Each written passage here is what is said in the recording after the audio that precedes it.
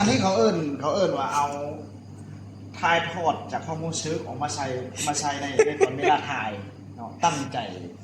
แล้วก็อดทนแล้วก็กำมาหยุดกับหยุดบอลอาปาก สีมือบักใดวะถ่ายนะมันถ่ายกับถ่ายให้พระเอกแล้วพระเอกก็ตัวจริงแบบอุดมสมบูรณ์ใช่ปะ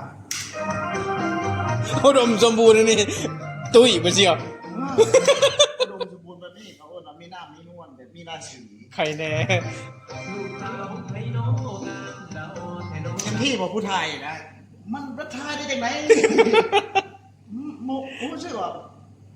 มันเนี่ยมันบ่ชมบอกว่าไงวะมันเก็บชม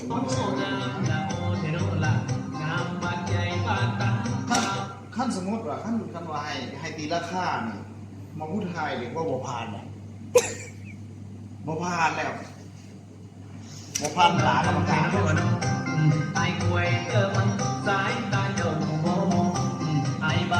มึงกับสีมือครับปานนี่พุ่นน่ะเชียวโอ้บ่ธรรมดา สีมือนะ อันนี้ขี่มือล้วนๆนะมันเป็นสีเลยกูเห็นมึงมีสิวใจมึงมีสิวจักเม็ดเลยนี่บอกเอาหูบุคคลนักเอกมอลำยิ่งอ่ะอันนี้บอกเอาหูบุคคลมาให้เบิ่งอ่ะปีหน้าพัฒนาสีมือใหม่ปีหน้าปีนี้เอาคำนี้แค่ก่อน สาธุ ย้อนว่ามันมีหลายอันเป็นพระให้ห่างกายนะมันเป็นแนวกดดันแน่ พระยังมีลูกมีเต้า ลูกเต้าบ่มีหนี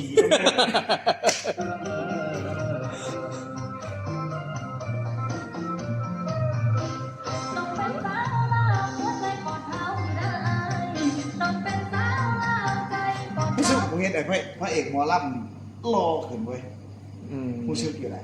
บะ อันนี้เขาเอิ้นว่าเอา